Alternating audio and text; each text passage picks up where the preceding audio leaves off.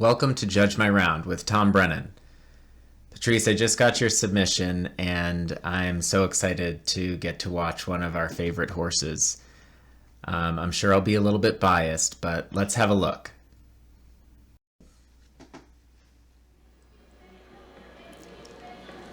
There he is.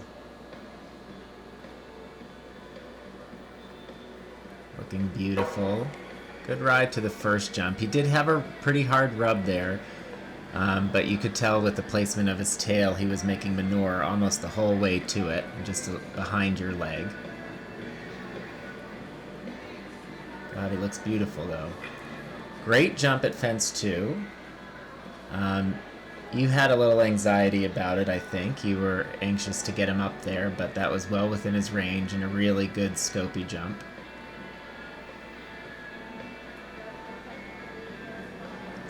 Perfect expression, darling up the first line. It's a little later in his career. He's not putting in much extra effort, but he's jumping them all the same and evenly. What stands out to me is just how smooth he looks, landing on his leads, being a good boy. That tail gets activated a little bit again in the corner, and he just sights in on the next jump.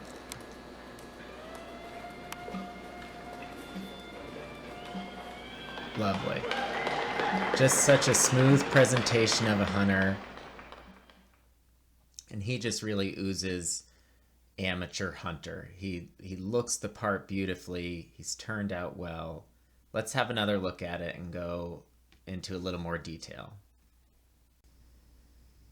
As we begin the round again, we know he's a little behind your leg. He is making manure, but still that's the biggest reason we have such a big rub at the first jump. It's an accurate ride. He just isn't in front of your leg and he doesn't respect the jump enough. That being said, that's not the end of the world, especially in an adult amateur division.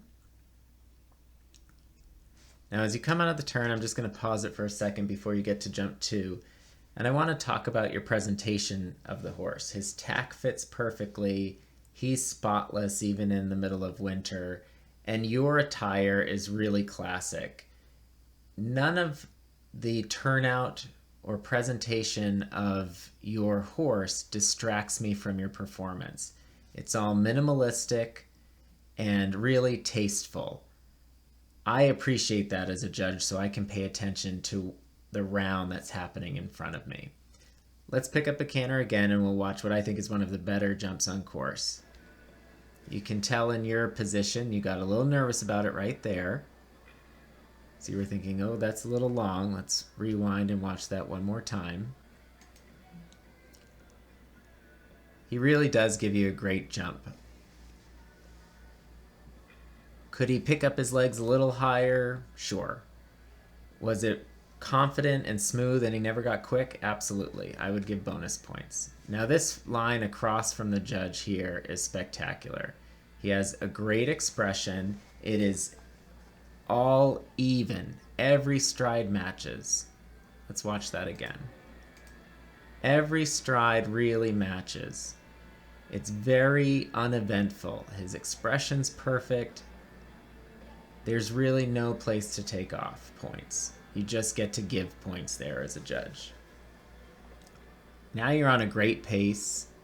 Coming around the end of the ring, he sights in early on the diagonal line, and again, right out of stride. Now jumping out of that line, we're going to back up and watch that one more time. And before I show it to you again, I want you to just watch his finish, the second half of the jump. Elsewhere, he's dropped down pretty well and finished his jump nicely, like he's dropping into the dirt on the backside. But out of this line, I don't know if it's because the end of the ring was coming up or because maybe he was thinking about landing left. Out of this line, he doesn't finish the same way. He sort of keeps his head and neck a little bit higher than other places on course. That's one thing you could do as a rider to work hard to stay over with him and encourage him to keep matching up the finish of the jumps. So let's watch that line again.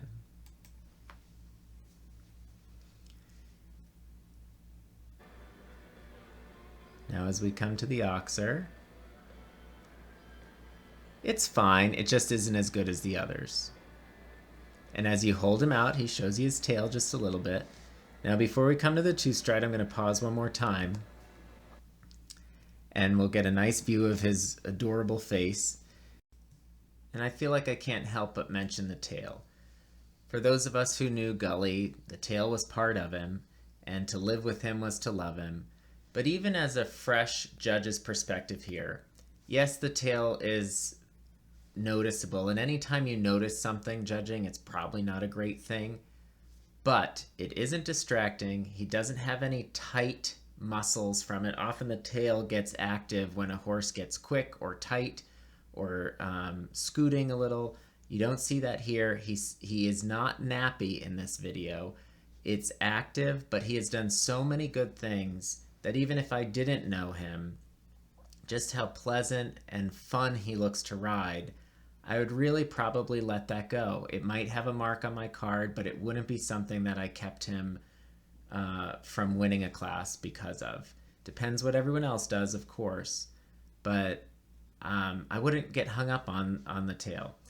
So let's get started again, and we're going to watch this two-stride. Before he jumps it, I think this is where you leave a great last impression in the judge's mind right before I write down a score. The two-stride, just like the last 4 or 5 jumps, is perfectly even, perfectly out of stride. His expression's great. The first jump matches the second jump. But the best part about it is you, as a rider, get out of the way and let the horse do his job so that I can watch him. You are totally melting out of my view through this two-stride, giving him his head, really staying off his back, and I get to watch the horse in his most natural state address this question.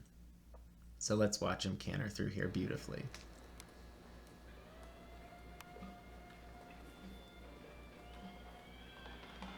And his expression says it all. I think if we were going to pick one thing, we'll rewind, watch it again.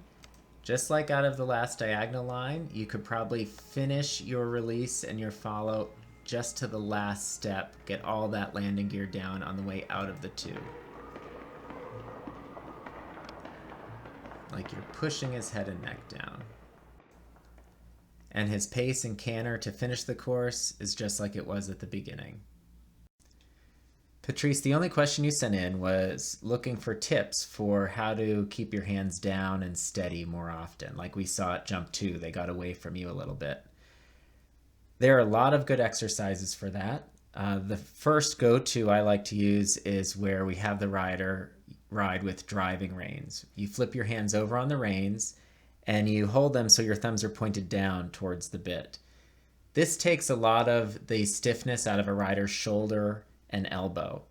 Relaxing the shoulders and opening the elbows are usually the biggest way to control the hands.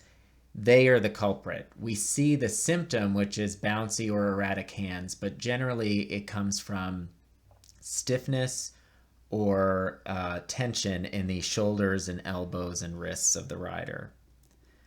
Another useful exercise is where you practice riding around, just touching your pinky onto the horse's mane or crest. In this exercise, you practice riding around and keeping your pinky fingers in contact with one part of the horse. So that requires your arm to move because, of course, the horse is moving under you. And keeping your arm moving with the horse will create a steadier contact and present a nicer picture. So those are 2 exercises that I hope help you fix your hands. Now finally, I just want to personally mention how pleased I was to see this video, and I have a few seconds here for you to get to enjoy some of my favorite pictures of our friend Gully.